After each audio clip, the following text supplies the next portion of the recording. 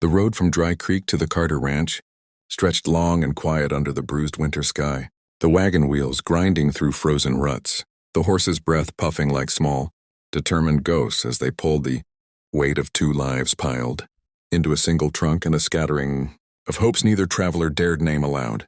For several miles, Eli and Lila rode in a silence that wasn't quite comfortable but wasn't cruel either, a cautious space where each measured the other with sideways glances, collecting fragments like a pair of prospectors, panning for gold in a river of unknowns.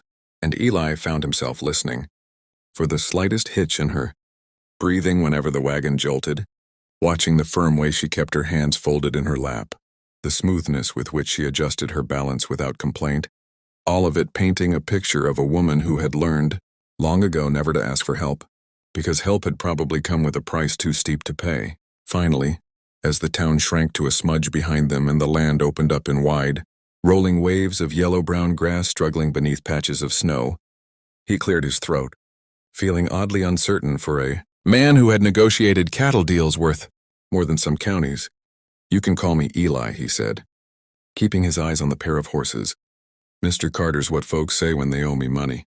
Lila's lips quirked just barely, and he saw the flicker of that almost smile like a lantern lit in a window of a house he'd thought was empty. "Very well," she replied, her tone still measured but carrying a trace of warmth now. "Then you must call me Lila. Miss Whitlock sounds too much like the headmistress of a girls' academy." "Ever work at one?" he asked, genuinely curious. She shook her head, staring out at the horizon.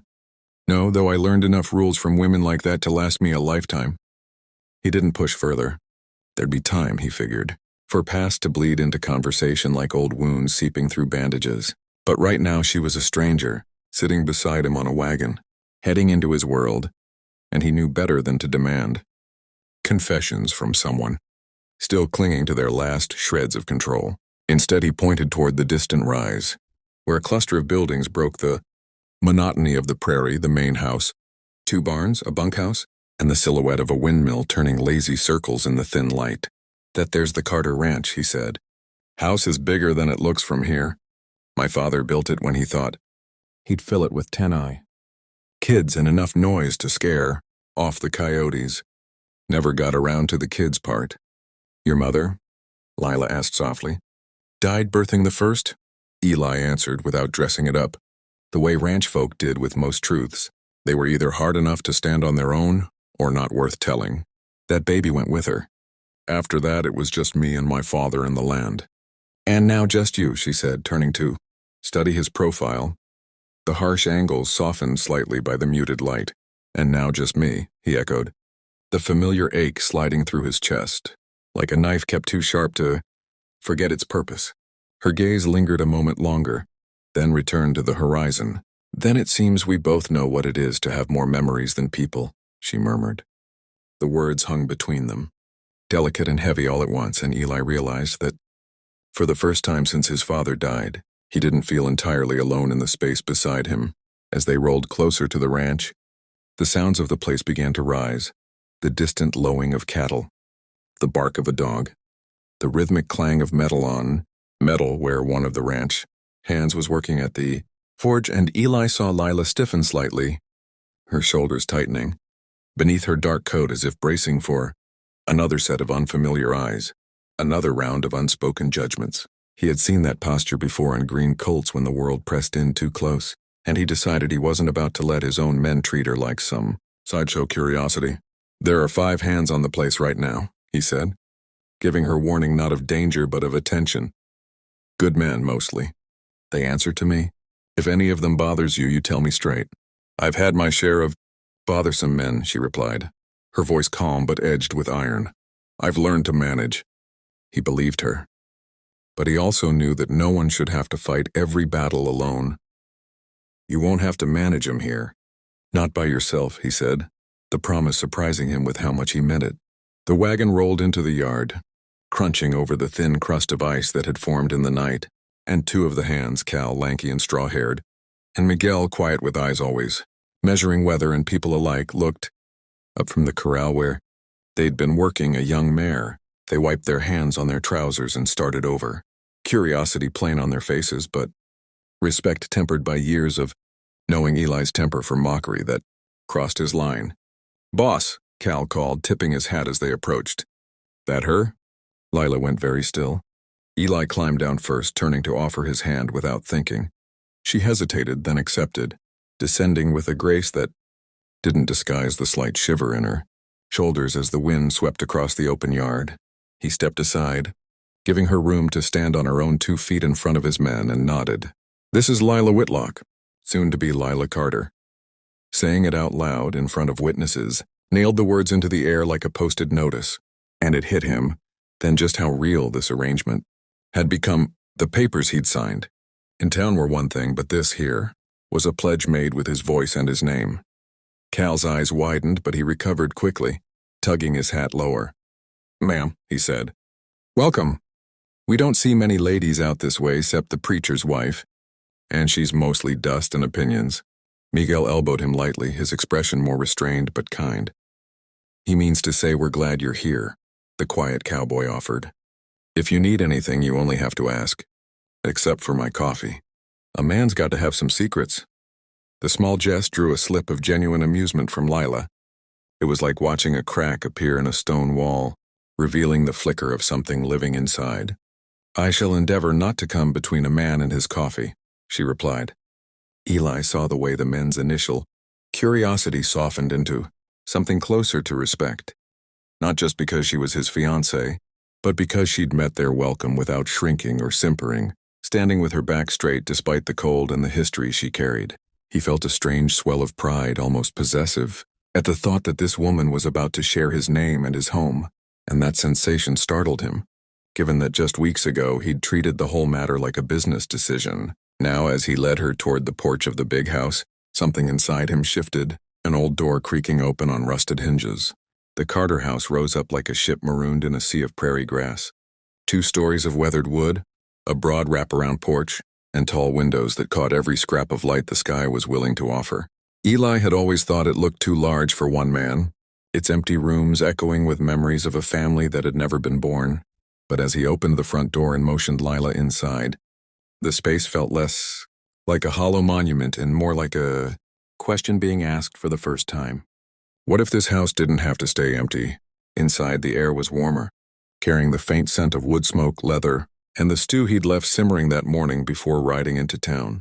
Lila paused on the threshold, eyes sweeping over the wide foyer, the polished banister, the heavy furniture that spoke of a man who valued strength and utility over decoration, and the small, quiet touches that revealed his mother's hand. Lace curtains yellowed with age, a painting of a river that had never flowed anywhere near Dry Creek, a chipped porcelain bowl on the sideboard where Eli still kept his keys, though no one alive remembered why. She reached out, fingertips grazing the banister briefly, then dropped her hand as if catching herself before becoming too familiar with a place that wasn't hers yet. "It's large," she said carefully. "Too large," he admitted. "Been that way a long time." He led her into the front parlor, where a fire crackled in the stone hearth, and suddenly realized he'd done nothing to prepare it for a woman's eyes. No flowers, no fresh linens, nothing to soften the hard edges. For the first time since he'd decided to send for a bride, he felt uncharacteristically clumsy, aware of the dust in the corners, the worn patches in the rug, the stack of ranch ledgers on the table where most men would keep family photographs. Lila, however, didn't look offended or disappointed. She studied the room like a general assessing a battlefield, mentally arranging and rearranging, and Eli sensed that she saw not just what it was but what it could be. "I can make it less large," she said, her tone practical. "Cozy, even. If you'd like that." He swallowed, thrown by how much the idea appealed to him. "I reckon I would." They stood facing each other in the fire-lit room, the weight of what came next pressing down on them both. Marriage by agency wasn't like a church wedding with flowers and vows and mothers crying in the front row. It was contracts, expectations, and realities that sometimes didn't match the pretty promises written in careful ink. He knew he owed her honesty now before anything else. "Lila," he began, his voice low, "I didn't send for a wife because I was lonely for romance. I sent for a partner, someone who could help me run this place. Keep the books, tend the house, maybe one day raise children here if that's the path we choose." I won't ask you to be something you're not. And I won't pretend to be something I'm not either. I'm a hard man by necessity, but I won't raise a hand to you, won't force myself on you, and I won't treat you like hired help. You'll be my wife, not my servant. But I do expect honesty and effort. Can you live with that? For a long moment she didn't answer. Instead, she walked to the hearth, holding her gloved hands out to the fire as if thawing fingers that had been cold for far longer than the journey from Dodge. When she finally turned, he saw something raw and wary in her eyes. In Wichita, she said slowly, there was a man who also talked about partnership. He was charming and generous. He brought flowers and spoke of a house by the river. On our wedding night, he locked his hands around my throat because I laughed at the wrong moment. When I left him, people said I was ungrateful, ungodly, foolish to leave a man who provided so well. Eli's jaw clenched, rage boiling in his gut at the thought of some smug, well-dressed coward laying hands on her. His fingers itched for the gun at his hip, the old instinct to hunt down threats and erase them flaring hot. Is he still alive? Eli asked, voice dangerous quiet. She held his gaze, searching his face. Perhaps, weighing how much of his anger belonged to her and how much came from his own history. He is, she said at last. But he won't follow me, not here. I left more than just a note behind. The implication hung there. Eli didn't know if she meant money taken, secrets revealed, or something darker, but he decided not to press, not now.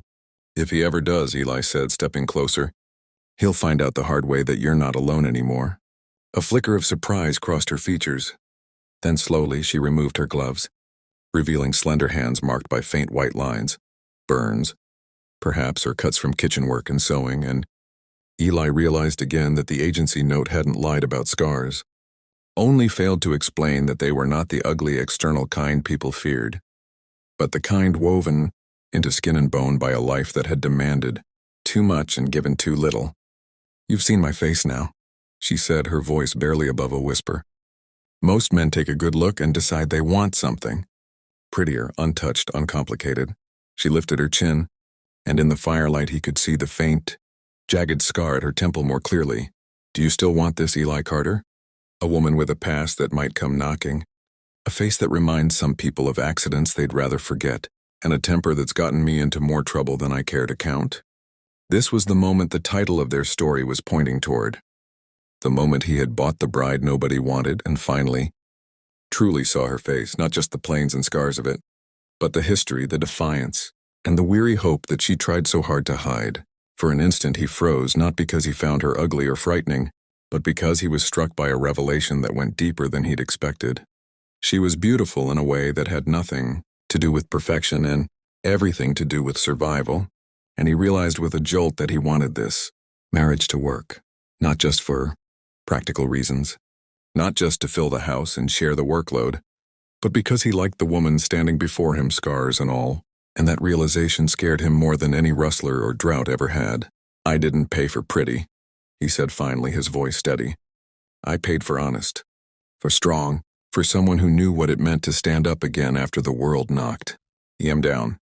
Looking at you now, I reckon I got the better end of the bargain. Her eyes widened, a sheen of unshed tears, reflecting the firelight before she blinked, then back with stubborn pride. Flattery, Mr. Carter? She asked, a faint tremor in her voice. Truth, Mrs. Carter to be, he replied, plain as I can say it.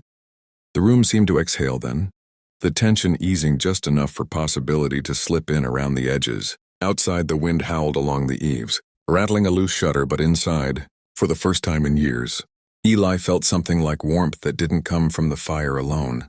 He stepped closer, slowly, giving her time to pull away if she wished, and when she didn't, he took her hand, not as a man claiming property, but as someone offering partnership in the only way he knew how. Tomorrow, he said, we'll ride into town, stand in front of the preacher and make this official. Folks will whisper, same as they always do, but let 'em. You and me will know the truth of it, that this wasn't just a purchase. It was a choice. Mine and yours both. You can still say no. The agency contract gives you that right before the vows are spoken. For a long, breathless moment, she searched his face, like a woman checking the sky for signs of a coming storm. Then slowly she nodded. I came here to say yes, she said. I won't pretend I came for love. I came because I needed a new start somewhere no one knew my name. But, if you'll have me as I am, scars and stubbornness included, then yes, Eli, I'll marry you. A strange lightness flickered in his chest at her words, a sense of something long locked away shifting toward the surface. He squeezed her hand gently, then released it before his emotions got the better of him. Then we'll see this through, he said. Together. From the doorway, a soft clatter made them both turn. Miguel stood there, hat in his hands, eyes politely averted. Beg pardon, he said. Didn't mean to interrupt. I just wanted to let you know, boss, stew's about ready. And if the lady wants, I can show her where you keep the linens and such. House'll feel more like hers if she knows where everything is. Eli glanced at Lila, letting her decide. She straightened, smoothing her skirt. Thank you, Miguel, she said. I'd appreciate that. If I'm to be lady of the house, I suppose I'd better learn what kind of kingdom I've inherited. As she followed Miguel out, Eli stood alone in the parlor for a moment, listening to the fading sound of their footsteps and thinking about the long road ahead of teaching her the land, of learning her moods, of figuring out how to balance two bruised hearts under one roof without breaking either further. He knew it wouldn't be easy, that there would be arguments and misunderstandings, maybe even days when one or both of them wondered if they'd made a mistake. But he also knew that for the first time in a long while, the future didn't look like a straight, lonely line of days spent talking only to cattle and ledger books. It looked like something messy, complicated, and alive. He stepped to the window, watching as Lila crossed the yard with Miguel, her dark dress a sharp line cutting through the pale yard, and felt a quiet, fierce resolve settle over him. Come drought or flood, gossip or ghosts from her past, he was going to stand beside this woman, this bride nobody else had wanted, whose face had made him freeze not with horror but with unexpected admiration, and together they would make something out of this strange, hard-won arrangement that no agency contract could ever fully describe.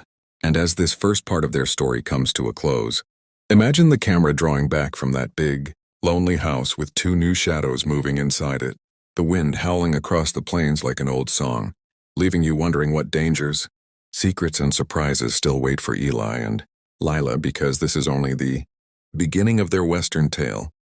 And in the next part, the past they both tried to leave behind will come riding over the horizon. So if you're listening to this right now, don't forget to hit that subscribe button and turn on the notification bell so you don't miss part 2 of Rich Rancher Bought the Bride Nobody Wanted, then froze when he saw her face, and where hearts will be tested, bullets might fly, and you'll find out whether this fragile new bond between Eli and Lila can survive the storm that's coming.